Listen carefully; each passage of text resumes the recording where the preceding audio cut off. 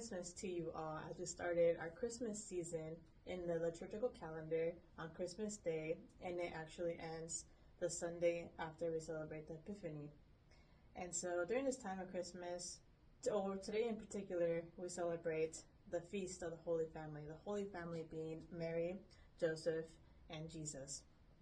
In the Gospel of Luke today, we read about how the family travels to Jerusalem to celebrate the Passover, and on the way back, Mary and Joseph realize that they don't actually have Jesus with them among their family members in the caravan going back home.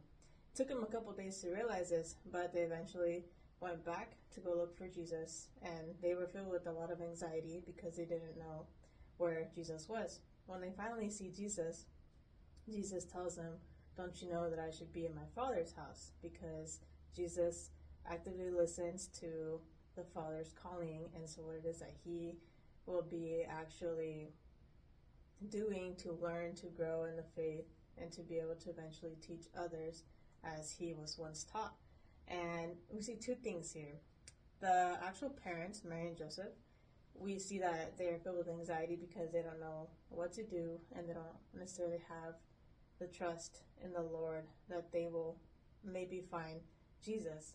So sometimes we may be anxious in our own lives, maybe anxious to be able to solve an issue, a problem, or to find someone or to find something, and we don't have the trust in the Lord that everything will come out good and we will find what we are looking for.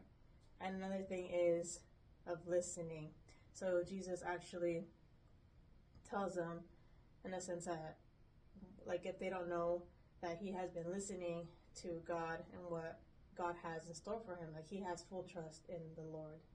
So in this actual gospel, I learned two things. Sometimes our anxiety is overwhelming, that we forget to trust in the higher power that will be able to lead us to where it is that our anxiety will cease, will dismiss.